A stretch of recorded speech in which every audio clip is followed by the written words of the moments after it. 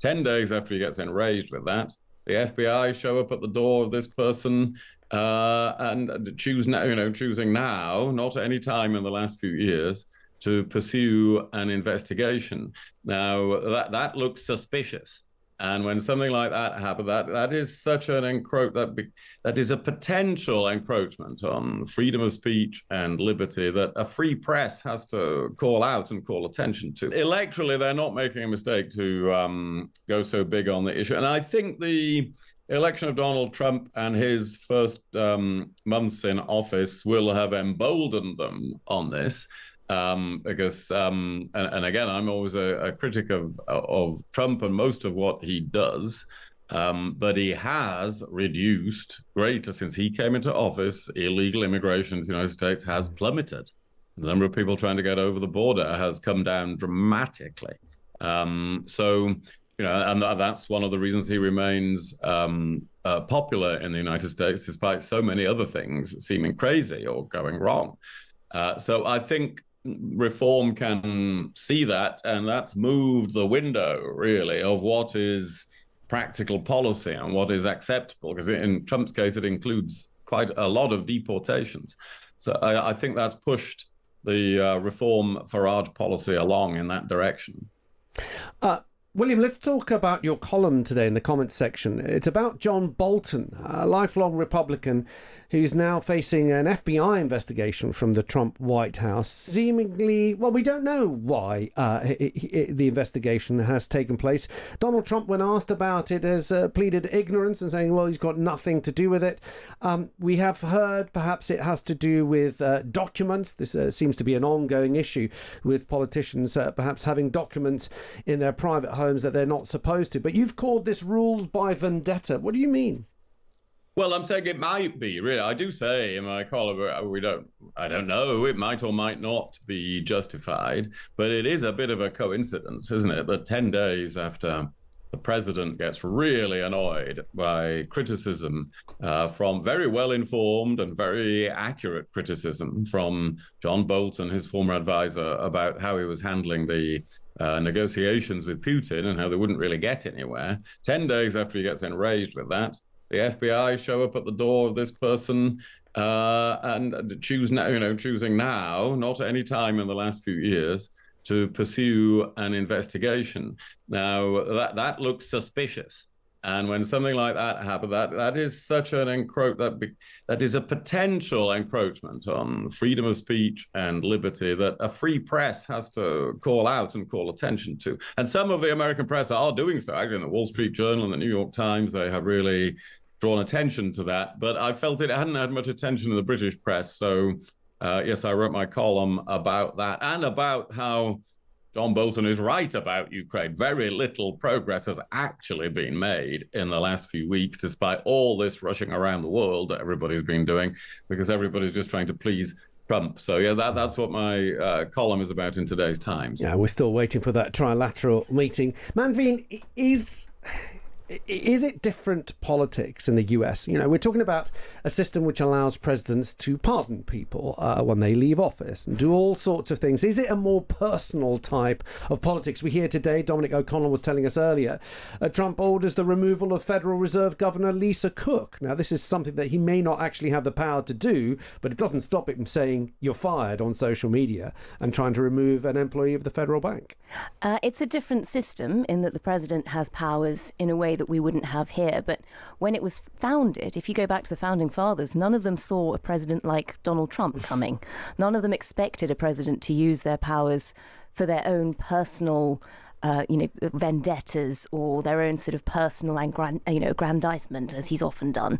They expected presidents who would be elected based on their sort of civic duty, who'd have a sense of a greater good. You've sort of had in that you were reporting earlier about sort of the new law about burning flags. Yeah. That's now being classed as incitement by Donald Trump, and yet he excused everybody involved with the Capitol riots, which was genuinely a move towards undermining democracy. That is and was a riot, but that's completely fine. I mean, this is a man who just rules by whim. I thought William's column was great, and I'm so glad it's being brought to people's attention because he's doing this constantly, and it's just such an interesting moment in time to sort of stop and you realize that power right now is like some kind of optical illusion. It's like going into one of those hall of mirrors where everyone looks sort of bigger and smaller. You know, you've got the most powerful man in the world who's actually a very small man who makes decisions based on small vendettas, personal dislikes. You know, William describes, you know, John Bolton's view of those talks. Everything he's doing with Putin is down to how much he is able to flatter him on a personal basis. Nothing to do with the many people dying in Ukraine, nothing to do with what's better for the international legal system, for you know, any kind of sense of rule of law. It's entirely down to his whim. And it's like being ruled by a 7-year-old, and we're all kind of enabling it because everybody has to sort of bow down and make him feel like you're flattering him more than the others. But it's a very weird time. I don't know how history will judge it.